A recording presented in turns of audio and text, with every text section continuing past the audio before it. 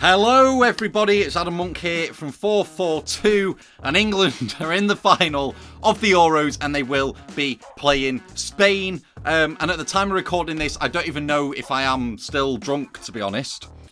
No, seriously, I think I am. But yeah, when thinking about this video, obviously a preview of the final, I could have gone one of two ways about it. Now, I will let you, the audience, into a little bit of insight. Me and 𝗕𝗫𝗧𝗏𝗧𝗏, who obviously have access to the channel, we get to see our analytics, and roughly 60% of you who view our videos are from the UK. So with that said, do I not now have a duty of care for you guys to produce the right kind of positive video, despite what I actually think?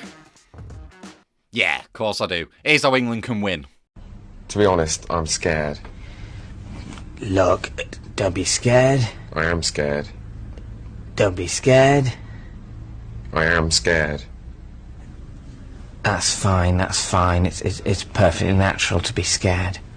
Right, first things first, I'll get the obvious out the way. Spain are really, really good. So how do England go about this? Well, the first thing that comes to my mind wouldn't actually be about any of the players who I think are going to start the games. If you actually look at where England, and also Spain to an extent as well, this is probably a commendation of both sides who are going to be playing in the final. The way England have actually gone about winning most of their games, you know, pulling a rabbit out of the hat late into a game, has been how bloody good 𝗘𝗫𝗧𝗥𝗔-𝗧𝗜𝗠𝗏 substitutions have been. I don't need to go on about the obvious strength in depth that England have. We all saw it when he selected the squad and the players that he left at home as well, like James Maddison, Jack Grealish, those kind of top-level players. We have so much quality, but Southgate has used it so optimally. So, of course, in the Slovakia game, the decision to bring Ivan Toney on and then go a bit more direct worked an absolute treat. I know that Bellingham scored that worldie, but if you look at the goal that then England scored in extra time to take the lead, Harry Kane, that was Toney's hold-up play.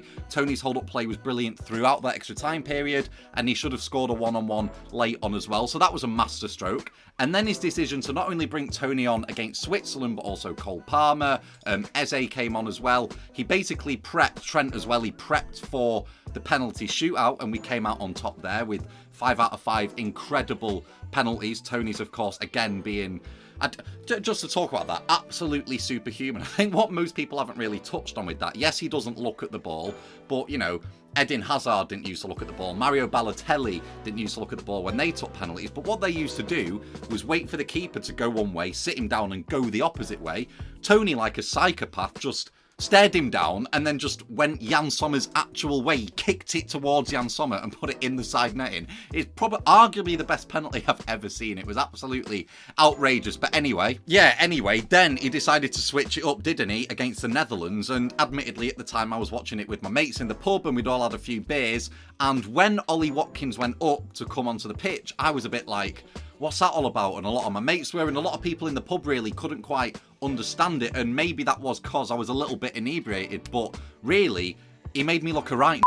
Of course, after the last 2 games that I'd seen against Slovakia and Denmark, I assumed that Toney would come on, not only for a potential penalty shootout, but to hold the ball up like he did in the 2 previous games. But no, Gareth had different ideas, and it was an incredible picture that Gareth Southgate painted in his own head of how the game was going to unfold, and it was a deliberate substitution to bring Ollie Watkins on that would win England the game in normal time, which I just think was so commendable. Perhaps I didn't notice it at the time, but the Dutch had dropped a little bit deeper towards the latter stages of the game. Then Ollie Watkins came on, and the ability that he had here to swivel, turn his man and hit it through the eye of the needle, through De Vrij's legs and into the side netting was an incredible, incredible finish. But I cannot stress enough how much credit Gareth Southgate deserves for making that substitution, because he envisioned it. It's not the first time that Ollie Watkins has scored a goal very, very similar to this. He did it early on last season at Stamford Bridge. Again, a tight angle, hit across the face of goal. This one went in off the post, but it was so similar in the way it was scored, back to goal, defender goal side of him. The defender thinks he's done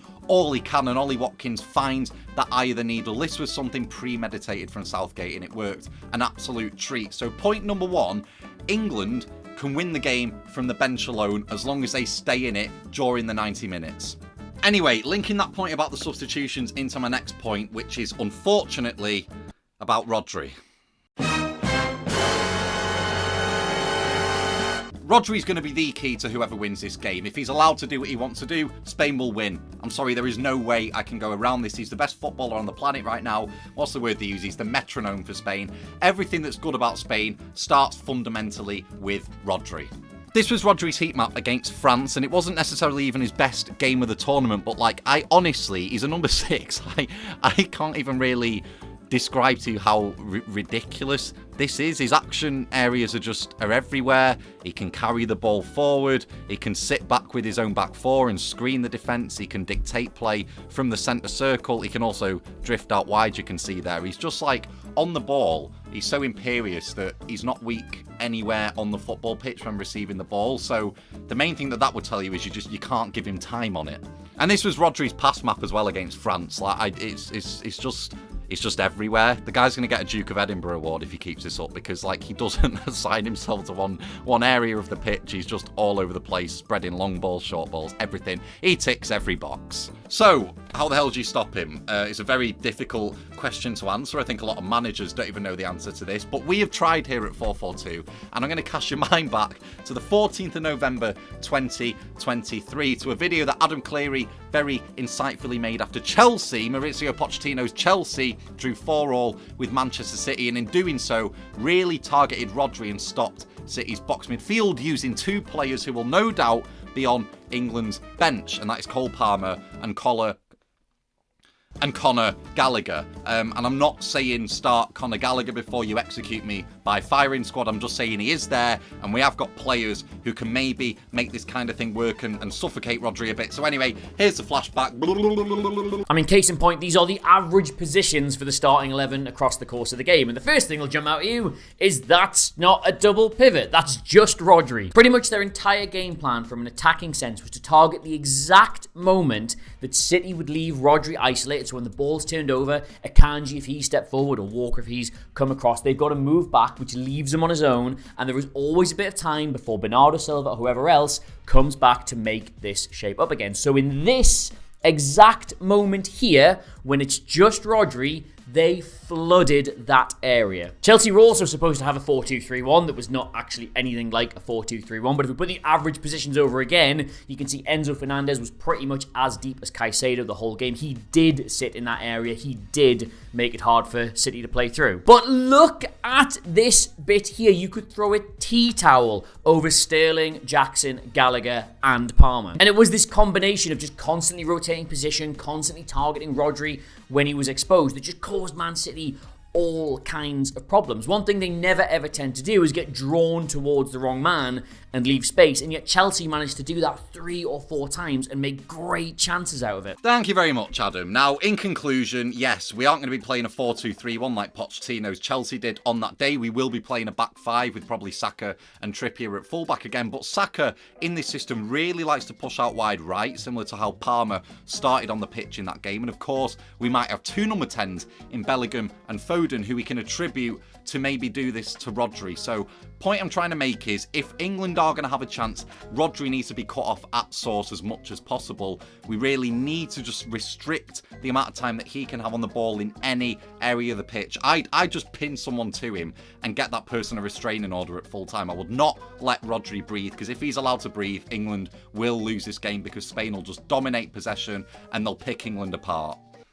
Who else is good for Spain then? Oh yeah, that child. There's actually 2 wingers who are incredible for Spain, both Williams and Yamal, but the latter is the same age as Lego Star Wars: A Complete Saga, and he's taking the absolute out of everyone this tournament, and it's kind of a problem. Now, the one positive, if you watched my preview of the Netherlands-England game, where I spoke about Cody Gakpo in particular, and how proficient he was on that left-hand side for Holland, and how good he was against Turkey, England dealt with Gakpo really, really well, with Saka and Walker both on that right-hand side. So in terms of Williams, I would just do the same thing. Saka's allowed to push on. We know how good Kyle Walker can be at dealing with any winger, whether it's Mbappe or Vinicius Jr. So you'd hope that he can keep Williams on lock. But Yamal is a bit of a different story, and he's just an absolute freak of a footballer.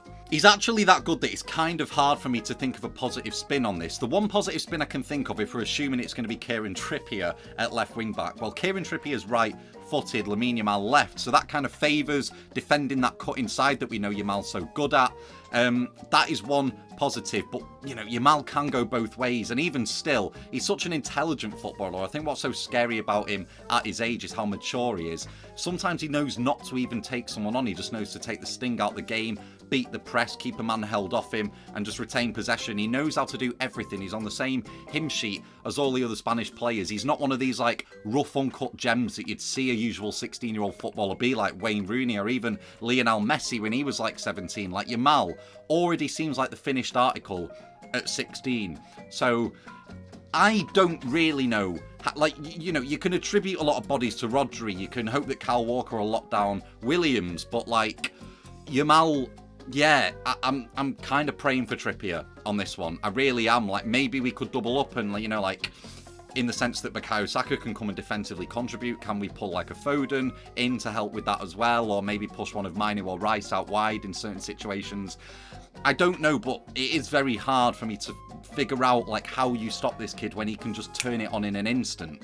And like, truth be told, if he gets in one of these positions and fashions up to have a shooting opportunity and then does this, then like, have we not just got to hold our hands up? Like, if that happens, then, you know, there's not really anything I think we can tactically do to stop whatever the hell that child did against France. Fortunately, though, England do have an amazing young player themselves who will no doubt be starting the final and will become England's youngest ever starter at an international tournament final, and that is, of course, Kobbie Mainoo. The combinations both Kobbie Mainoo and Phil Foden were executing together against the Netherlands in this sort of right half space, these pockets, was just absolutely phenomenal the other day.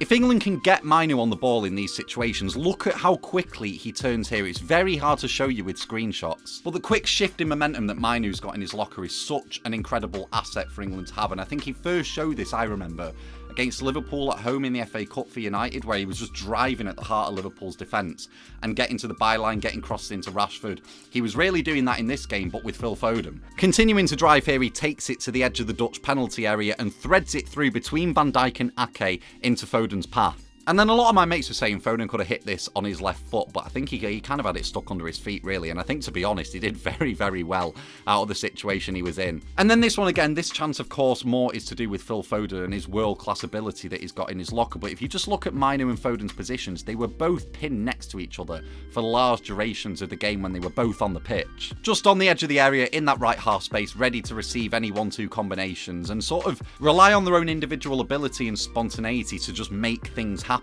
And like this chance here, it was just a phenomenal strike, and had it gone in, it'd have been one of the goals of the tournament. Certainly England's best, maybe, apart from the Bellingham strike. But this is where England need to also get Phil Foden on the ball.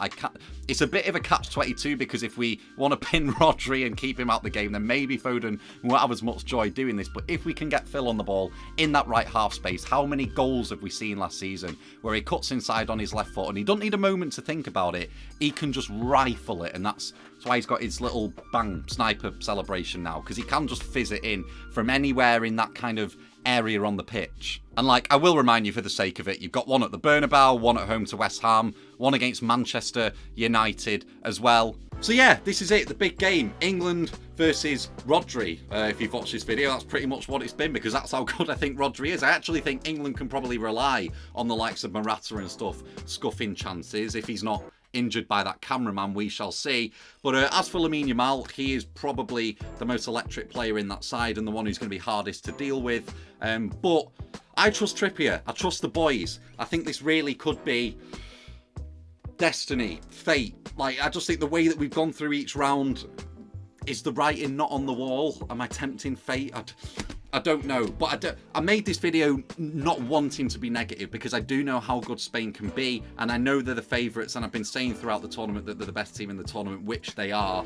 But listen, in finals gone by in the past, I think about my team, Man City. We were heavy favourites going into the final against Chelsea of the Champions League, and Chelsea did a number on us with a back five as well, might I add. So it is doable. And yeah, also England are like, they're slowly starting to incrementally play better every single game that they play. So hopefully it just culminates now with the final.